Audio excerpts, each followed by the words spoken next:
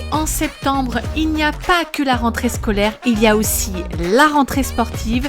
Et comme toute rentrée, eh bien, ça se prépare et ça s'organise.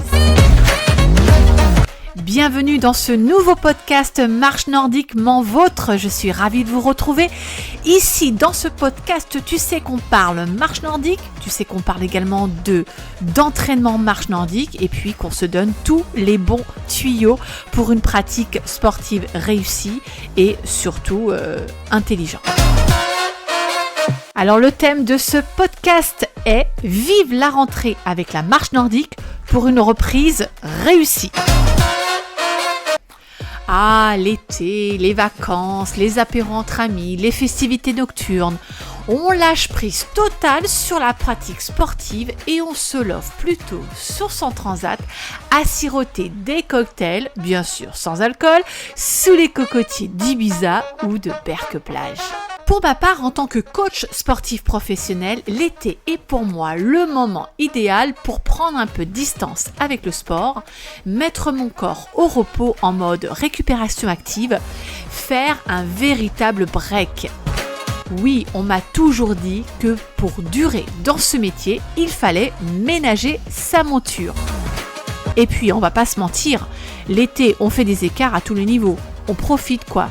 Ça ne veut pas dire que le reste de l'année on ne profite pas, mais disons que pendant la saison sportive, on adopte une hygiène de vie plus adéquate, que ce soit sur le plan alimentaire, du sommeil, de la récupération et bien évidemment des entraînements.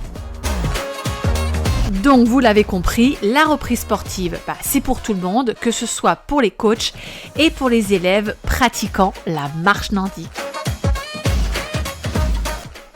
D'une manière générale, la reprise sportive n'est jamais facile car il faut réenclencher les bonnes habitudes, c'est-à-dire faire de la place dans son emploi du temps, retrouver sa motivation et surtout, on sait qu'on va morfler pendant les entraînements et aussi après.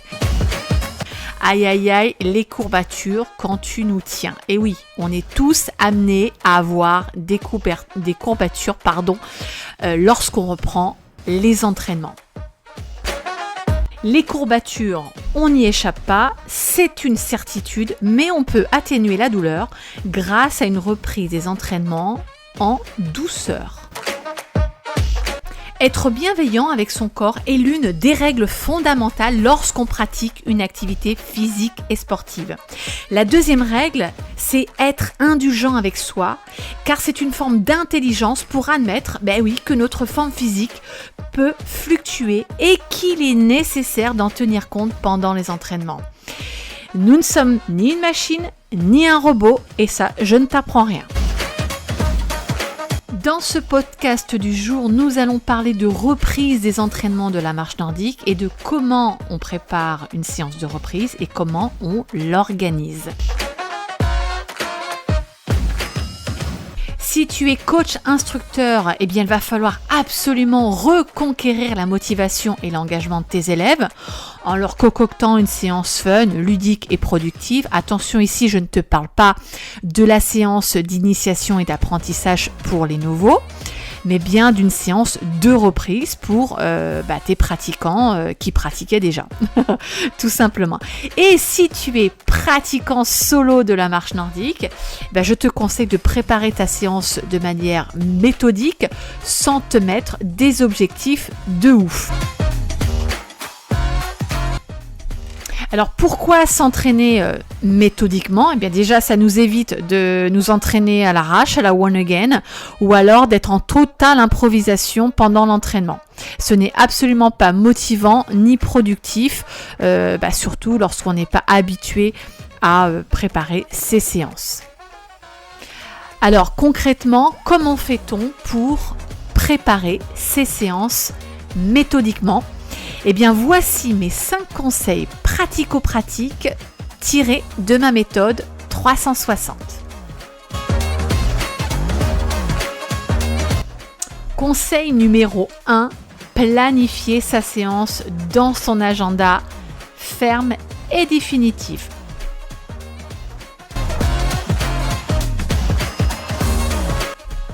Conseil numéro 2, Choisir son parcours d'entraînement le plus adéquat et le plus confortable pour sa reprise.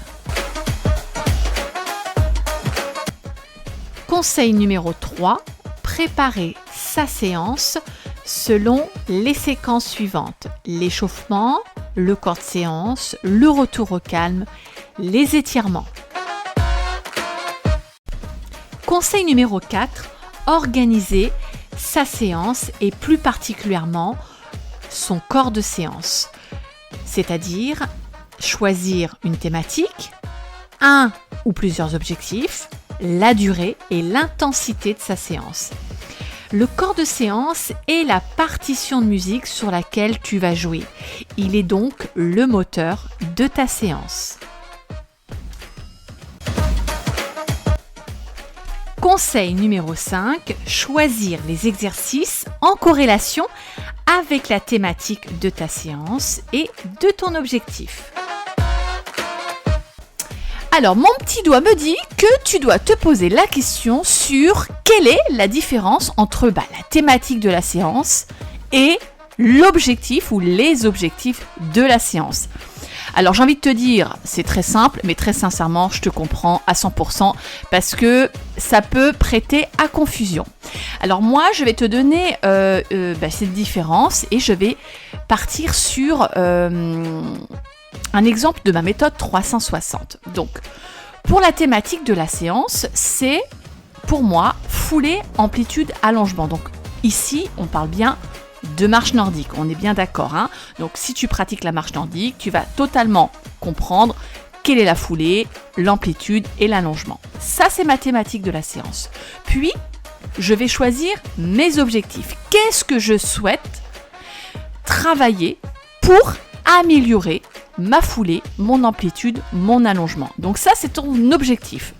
Quels sont les points essentiels, les axes d'amélioration pour performer sur l'amplitude, l'allongement, la foulée, etc.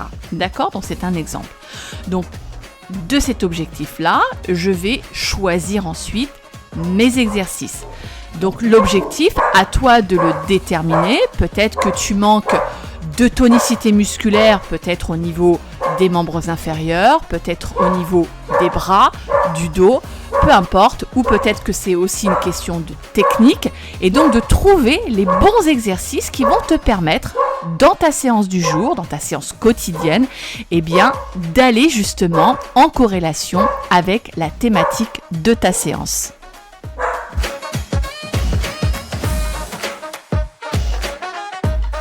Bon, j'espère que je ne t'ai pas trop donné mal à la tête, mais c'est vrai que l'expliquer, ça devient aussi technique, surtout l'expliquer dans un podcast comme ça, sans tableau, sans vidéo explicative.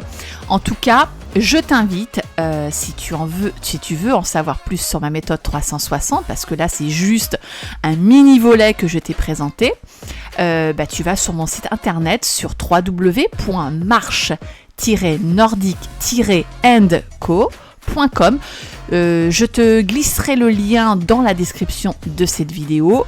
Puis une fois que tu es sur mon site internet, tu vas dans la rubrique mini formation méthode 360 et ici tu pourras regarder toute la présentation, prendre connaissance de la présentation de la méthode 360. Tu verras, j'ai intégré quelques vidéos qui t'expliquent les 5 modules fondamentaux de la méthode qu'il faut absolument suivre module par module pour vraiment mettre en place des véritables sessions d'entraînement, des véritables routines d'entraînement. Attention, ici, je ne parle pas de programme d'entraînement, je parle bien de séances d'entraînement, comment tu peux les organiser, comment tu peux les faire évoluer, et ça, je trouve ça plutôt intéressant. Quoi dire d'autre? Et puis, oui, j'ai une offre promotionnelle jusqu'à fin septembre. Donc là, je te fais un peu la fenêtre promotion rentrée. Donc la promo 360 que tu pourras intégrer et tu bénéficieras d'un tarif. Au lieu de 97 €, tu auras la mini-formation à 70 €. Donc à en profiter dès maintenant.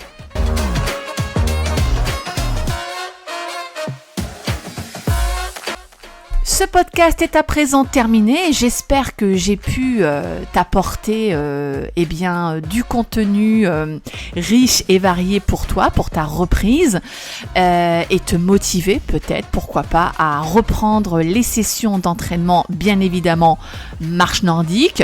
Alors marche nordique ou aussi d'autres disciplines sportives. Attention, je ne suis pas monoactivité. Vu ma casquette de coach, je suis plutôt pour la pluriactivité. Je trouve que c'est très riche de pouvoir être multi-activité. Mais en attendant, ici, on parle de marche nordique. Et puis quoi d'autre ? Écoute, je te dis à très très vite. N'oublie pas de t'abonner à la chaîne si ce n'est pas fait, de liker la vidéo, merci beaucoup d'avance, et de la partager, pourquoi pas, ça pourra intéresser. Donc depuis quelques temps, j'ai été plutôt axée sur le podcast, mais bientôt on retrouvera les vidéos avec du contenu pour des exemples d'échauffement, de corps de séance, d'étirement, etc., de techniques, pourquoi pas, de matériel à prévoir. Voilà, plein de choses, en tout cas pour te donner envie de continuer ta pratique sportive et ta pratique marche nordique et de comment tu peux varier, ça c'est très important, et dynamiser tes séances. Et on n'oublie pas que la marche nordique est une véritable discipline sportive et qu'elle mérite vraiment d'être amenée au sommet le plus haut des activités les plus fun et les plus fédératrices. Allez, je te laisse et je te dis à très très vite pour un nouveau podcast. Ciao, ciao!